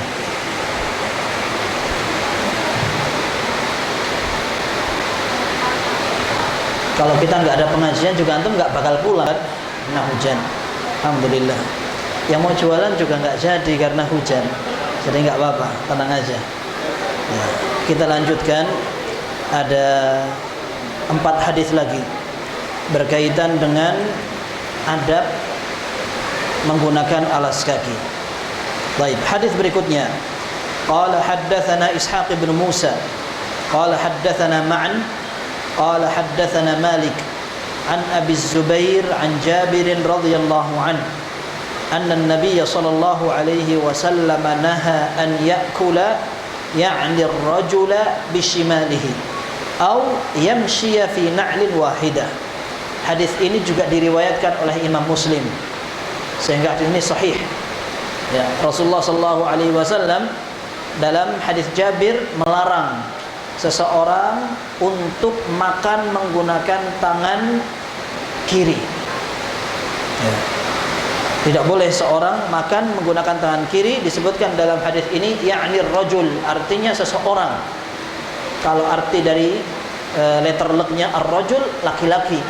Akan tapi setiap dalil yang menunjukkan tentang perintah maupun larangan kepada kaum laki-laki, selama tidak ada keterangan khusus untuk kaum perempuan, maka hukumnya sama. Ada ungkapan yang masyhur dari para fuqaha. Mereka mengatakan an-nisa'u syaqa'iqur rijal. Perempuan itu saudara kandungnya laki-laki dalam masalah hukum agama. Sehingga ketika tidak ada dalil yang mengkhususkan antara laki dan perempuan, hukum asalnya semua yang berkaitan dengan laki-laki berkaitan juga dengan perempuan.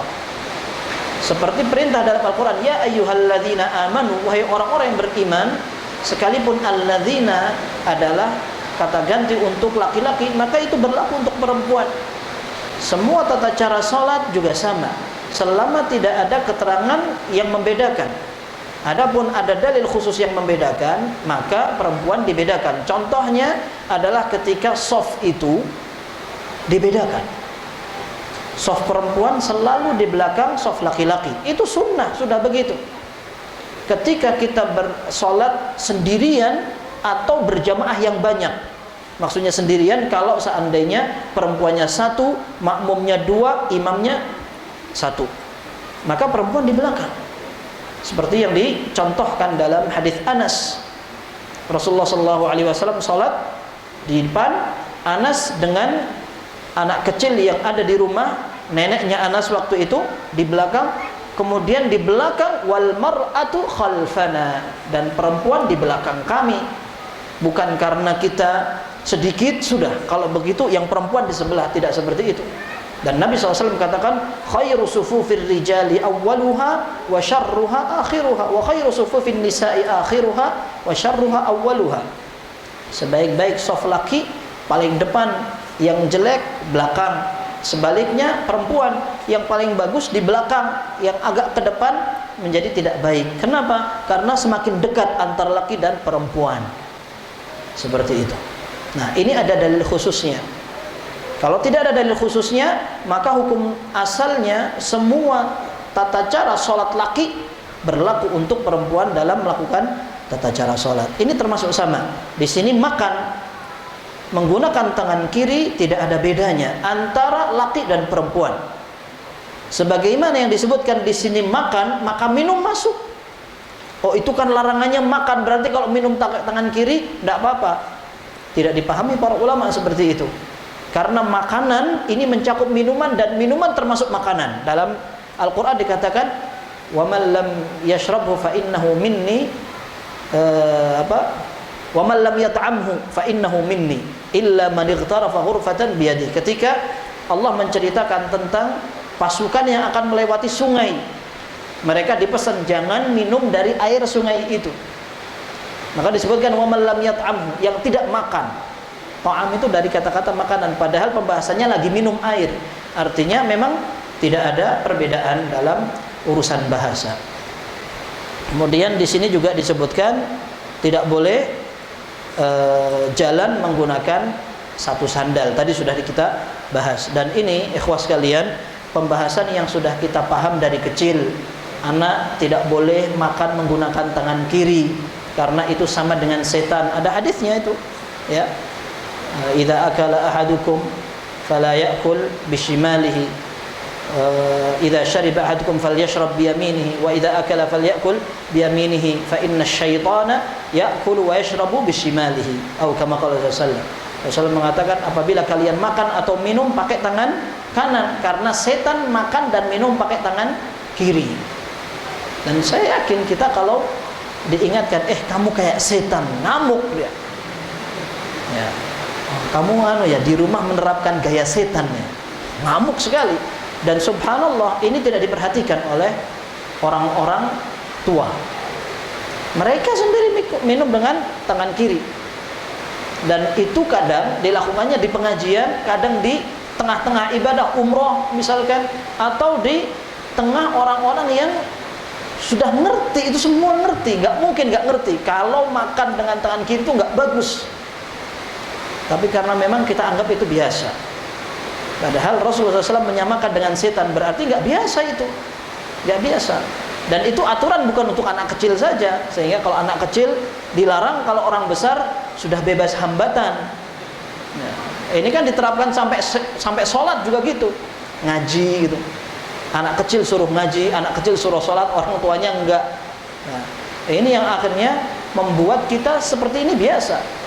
Karena yang besar-besar juga dianggap biasa, maka yang seperti ini dianggap biasa. Maka kalau yang seperti ini kita bisa perbaiki, mudah-mudahan yang besar juga kita bisa perbaiki. Ya, dari yang terkecil. Baik. Hadis berikutnya, qala haddatsana Qutaibah an Malik. Qala wa haddatsana Ishaq bin Musa. قال حدثنا معا قال حدثنا مالك عن أبي الزناد عن الأعرج عن أبي هريرة رضي الله عنه أن النبي صلى الله عليه وسلم قال. Ini dalam hadis yang juga sering kita dengar, dan hadisnya diriwayatkan oleh Imam Bukhari dan Muslim. Rasulullah SAW menyatakan, "Idza ta'ala ahadukum falyabda' bil yamin wa idza naza'a falyabda' bis shimal faltakunil yumna awwalahuma tun'al wa akhirahuma tunza'. Kalau kalian mau pakai sandal, mulai dengan kaki kanan. Kalau mau lepas, mulai dari kaki kiri. Hendaklah kaki kanan menjadi kaki pertama yang disandalin dan menjadi kaki terakhir yang dilepaskan dari sandalnya. Hikmahnya apa? Masuk akal apa enggak, bos? Daripada sayang kita kan pakai gagah gitu. Nah, tapi tetap aja enggak usah pakai akal-akalan. Apa yang diperintahkan Nabi SAW kerjakan sudah. Ya, kerjakan, dan itu sudah lebih baik. Apa yang disampaikan oleh Nabi SAW pasti lebih baik. Dan Nabi SAW lebih suka menggunakan kaki kanan, tangan kanan, badan kanan dalam memulai aktivitas selama itu kaitannya dalam urusan yang terhormat. Karena Nabi SAW yu'jibuhu tayammun fi tana'ulihi wa tarajjulihi wa tuhurihi wa fi sya'nihi kullihi. Kata Aisyah radhiyallahu anha dalam hadis Bukhari dan Muslim, Rasulullah SAW suka mendahulukan bagian kanan, menggunakan alas kaki, kemudian menyisir rambut ketika bersuci, dan ketika beliau melakukan aktivitas apapun, selama, para ulama menjelaskan, selama kaitannya bukan untuk yang tidak terhormat, maka yang kiri yang didahulukan. Kalau yang terhormat, kanan duluan. Termasuk ketika seseorang masuk rumah. Masuk rumah, yang didahulukan yang kanan. Keluar rumah, kaki kiri. Subhanallah, ana pernah diingatkan, bukan ana yang diingatkan, tapi diceritakan ada seorang kakek-kakek diingatkan oleh gurunya, tapi ya kakek-kakek juga. Kalau kakek-kakek diingatkan anak kecil kadang-kadang agak kurang tepat. Ketika masuk ke rumah itu bertamu sama yang punya rumah, diginikan, mohon maaf, caranya keliru, sampean keluar dulu. Keluar, masuk pakai kaki kanan. Itu ketika bertamu, gurunya bilang begitu, itu sudah berumur begitu itu. Ya, pakai bahasa Jawa yang halus dibilang, mohon maaf, keluar dulu sebentar.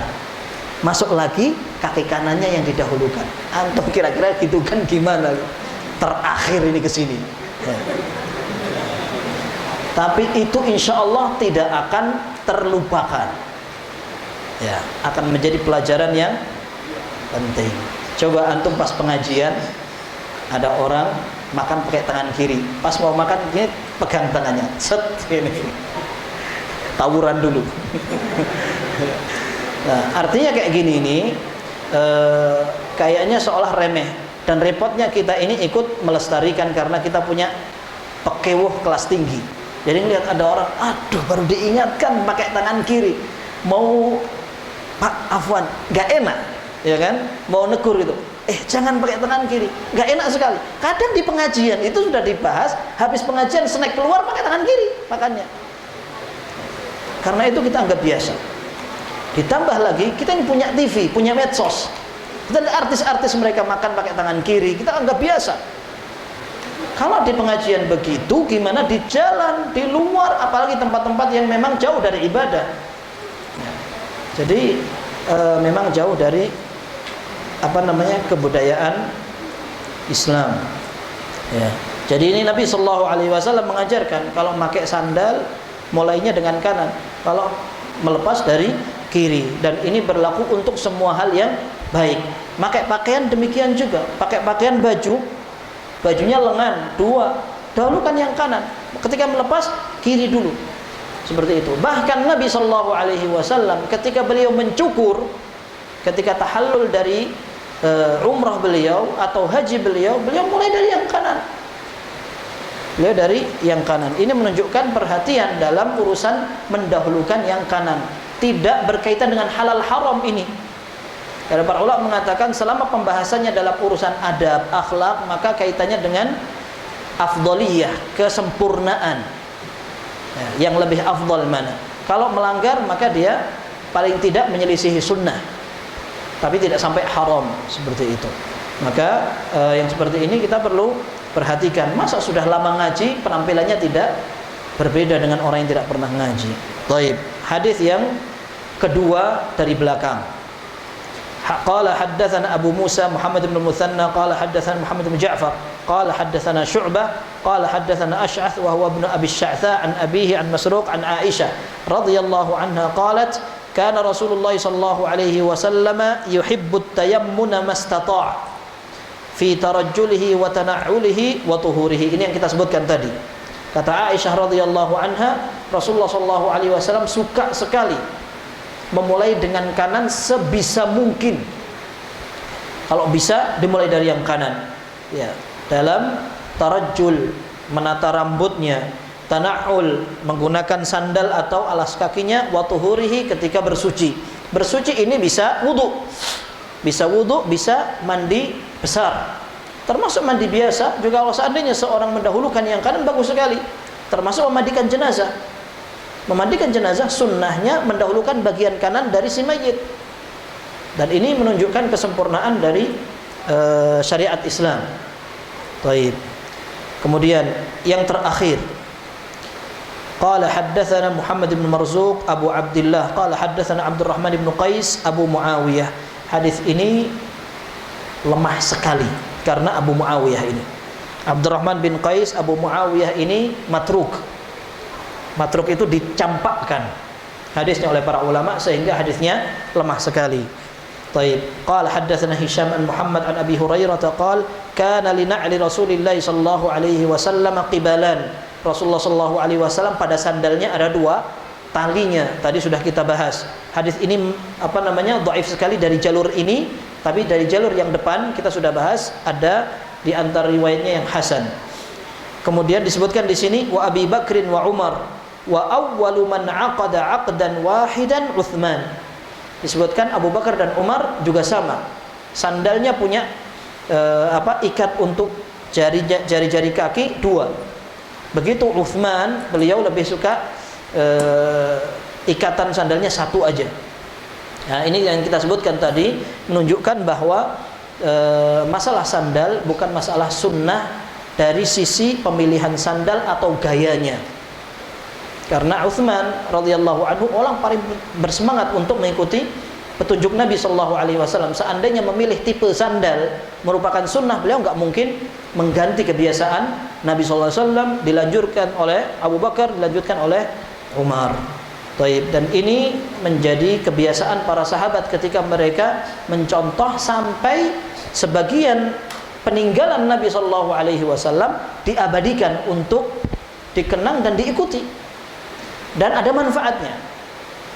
Maka beberapa peninggalan kita berbicara tentang bertabarruk juga dengan jasad Nabi sallallahu alaihi wasallam atau dengan barang yang pernah menyentuh jasad Nabi sallallahu alaihi wasallam. Contohnya rambut. Ummu Salamah radhiyallahu anha, beliau punya juljul, tempat kecil begini. Beliau simpan di situ rambut Nabi sallallahu alaihi wasallam. Apabila ada sebagian sahabat atau anaknya atau tabi'in mereka sakit, maka mereka akan kirim bejana. Nanti bejana itu dicampuri dengan rambut Nabi sallallahu alaihi wasallam, airnya, kemudian airnya dipakai untuk berobat, entah diminum atau dipakai wudu. Kalau ada yang kena ain, maka mereka akan menggunakan rambut itu untuk berobat. Dicampur dengan air, lalu air campuran dari rambut Nabi sallallahu alaihi wasallam dipakai untuk meruqyah. Nah, ini rambut beliau. Dan seperti dalam Sahih Bukhari dan Muslim, Rasulullah SAW sendiri, beliau memerintahkan Abu Talha untuk membagi rambut beliau ketika dicukur. Beliau perintahkan tukang cukur, coba dicukur kanannya dulu, kemudian dikasihkan ke Abu Talha, ini untuk ente. Kemudian cukur sebelah kiri, kemudian ini bagikan ke orang-orang. Ini menunjukkan bahwa rambut beliau bisa dijadikan tabarruk, dan Nabi SAW juga tidak ingkari. Beliau sendiri yang suruh untuk dibagi rambut itu. Maka dibolehkan seorang ingin bertabarruk dengan jasad beliau atau yang sudah terputus dari jasad beliau seperti rambut. Termasuk barang yang pernah menempel di jasad beliau, seperti bejana beliau, termasuk baju beliau. Abdullah bin Ubay bin Salul ketika mati, kita katakan dia bukan sahabat, dia adalah gembong munafikin. Tapi anak dia adalah seorang sahabat Nabi, yaitu Abdullah bin Ubay bin Salul. Nah, ketika bapaknya mati, Maka dia pingin, mudah-mudahan Allah meringankan hukuman bapaknya ini. Akhirnya sang anak minta ke Rasul SAW bajunya untuk dijadikan kafan Abdullah bin Ubay bin Salul. Rasulullah SAW bukan orang pendendam. Sudah dilukai, diserang, dijelekkan, dituduh keluarganya dengan tuduhan berzinanya Aisyah. Rasulullah tidak berdendam. Rasulullah ketika Abdullah bin Ubay bin Salul meninggal, ya sudah, kasihkan bajunya. Bahkan Rasulullah SAW ingin menyolatkan Abdullah bin Ubay bin Salul. Tapi Umar bin Khattab ngamuk. Ini orang sudah jelas-jelas munafik, mau disolatkan gimana? Nggak boleh. Dan Allah Azza wa Jalla tegaskan setelah itu, nggak boleh memang untuk mendoakan orang seperti ini. Wala taqum ala qabri, jangan sholat di kuburnya. Seperti itu. Tapi maksudnya mereka para sahabat terbiasa mengambil baju Nabi SAW untuk jadikan tabarruk. Kemudian keringat Rasul SAW dipakai untuk seperti itu. Tapi ada renungannya. Rasul SAW punya peninggalan yang sangat-sangat sedikit sekali. Dalam hadis yang sahih, sahabat pernah menceritakan, salah seorang sahabat menceritakan, "Ma taraka Rasulullah sallallahu alaihi wasallam waqta mautihi dirhaman wala dinara wala 'abdan wala amatan wala syai'an illa ma kana min baghlatihi al-bayda wa silahahu wa ardan ja'alaha fi sadaqah." Rasulullah SAW ketika meninggal tidak mewariskan apa-apa. Tidak ada satu dinar, satu dirham, tidak ada budak laki, budak perempuan, tidak meninggalkan apa-apa kecuali keledainya yang putih itu, kemudian senjatanya, kemudian satu lagi ada satu tanah, itu pun oleh Nabi SAW dijadikan sedekah. Nggak meninggalkan apa-apa. Maka termasuk anggota badannya yang dicukur atau bajunya juga tidak banyak, sehingga yang ditinggalkan itu tidak banyak. Pertama. Yang kedua, yang ditinggalkan oleh Nabi Shallallahu Alaihi Wasallam ini sangat mungkin punah. Sangat mungkin punah maksudnya hilang. Bukan berarti para sahabat menghilangkan, tidak. Tapi memang jumlahnya sedikit. Yang kedua mungkin sekali hilang. Contohnya misalkan, nanti akan kita bahas tentang khatam atau cincin Nabi Shallallahu Alaihi Wasallam. Ittakhadha Rasulullah SAW, dalam hadis Ibnu Umar kalau tidak salah, beliau katakan ittakhadha Rasulullah SAW khataman min wariq. Rasulullah SAW pernah menggunakan cincin dari perak. Fakana fi yadihi, maka cincin itu yang memang dijadikan stempel, ada tulisannya Muhammadur Rasulullah, itu dipakai di tangan Nabi SAW. Fakana ba'du fi yadi Abi Bakar. Setelah itu ketika Rasulullah SAW sudah meninggal, maka berpindah ke tangan Abu Bakar. Dan Abu Bakar sebagai khalifah. Thumma kana ba'du fi yadi Umar. Setelah itu berpindah ke tangan Umar. Thumma kana ba'du fi yadi Uthman. Setelah itu di tangan Uthman. Hatta waqa'a fi bi'ri Aris. Kemudian jatuh di sumur Aris yang di daerah Quba. Uthman radhiyallahu anhu duduk-duduk di situ, cincinnya jatuh. Oleh beliau dicari sendiri, perintahkan para sahabatnya untuk nyari di sumur itu, dikerok, di apa semuanya pokoknya, disisir pokoknya, karena itu cincin Nabi SAW. Gak kedapat, gak ketemu, sudah hilang. Itu cincin yang dipakai stempel untuk kepemerintahannya. Apalagi rambut, apalagi pakaian, apalagi bejana, mungkin sekali hilang. Ditambah lagi ayyamul fitan. Ayyamul fitan artinya ketika terjadi perang saudara, ketika kejadian politik waktu itu berat sekali. Dinasti Bani Umayyah, ketika kepemimpinannya Yazid bin Muawiyah, kirim pasukannya siapa namanya, Muhammad ibnu Muslim kalau tidak salah itu, atau Muslim ibnu siapa begitu, sampai dikatakan bukan Muslim itu musrif, gara-gara dia dengar ada beberapa penduduk Madinah mau memberontak. Akhirnya dikirim pasukan besar, Muslim bin Uqbah, ya, nama panglima perangnya Muslim ibnu Uqbah, sampai sama ahli sejarah dipelesetkan jadi Musrif ibnu Uqbah. Musrif itu orang yang melampaui batas. Dia bawa pasukan besar diserang Madinah. Siapa korbannya? Para ulama, tabi'in, para sahabat. Hancurkan. Perang ngeri sekali. Tapi kayak begitu sudah. Apa yang menjadi peninggalan Nabi SAW sangat mungkin hilang. Ketika para sahabat, mereka juga mungkin banyak yang hilang barang-barang mereka, lari menyelamatkan diri apa segala macam. Barang Nabi SAW sudah sedikit, kemudian mungkin hilang. Ditambah lagi, sebagian sahabat yang menyimpan, ada beberapa di antara mereka ingin agar barang-barang itu dikuburkan bersama beliau. Seperti Sahal bin Sa'ad radhiyallahu anhu, beliau menyimpan salah satu peninggalan Nabi SAW. Nanti kalau aku mati, aku pengen ini dikuburkan bersama aku. Karena dia anggap ini adalah hal yang istimewa. Anak nggak mau ada orang yang mengambil ini, enggak. Anak nggak jadikan ini warisan. Anak akan bawa ke akhirat.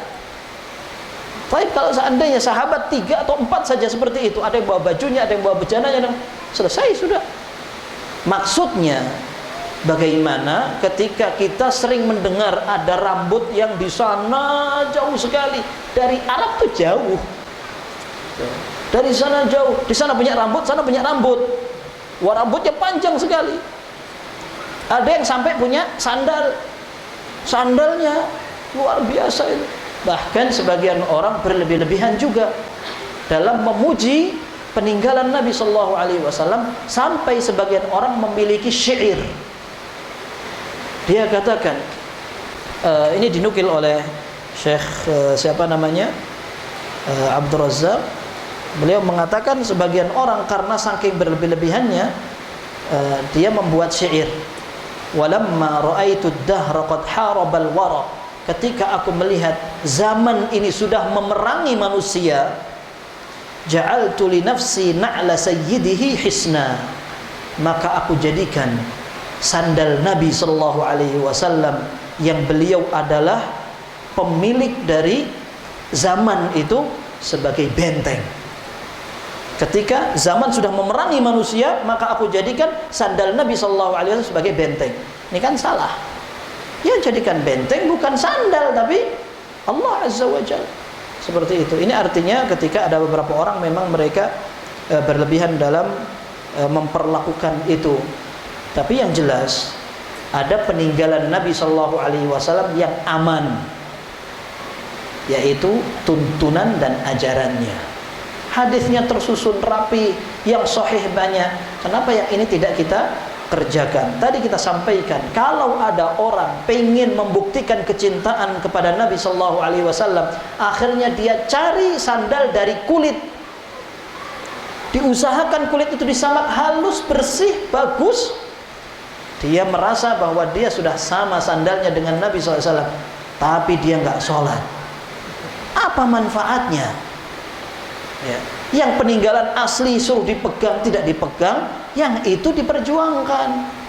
Nah, ini kan kebalik. Ya. Kebaliknya sampai 2 kali. Ya. Maka ya sekalian, tujuan seorang mempelajari sirah Nabi Sallallahu Alaihi Wasallam, mengenal Nabi Sallallahu Alaihi Wasallam adalah untuk meneladani dan mengikuti sunnahnya. Semoga Allah Azza wa Jalla memberikan kita kekuatan, bimbingan, sehingga kita juga bisa dimudahkan untuk menjalankan Islam sesuai arahan dari Nabi Sallallahu Alaihi Wasallam.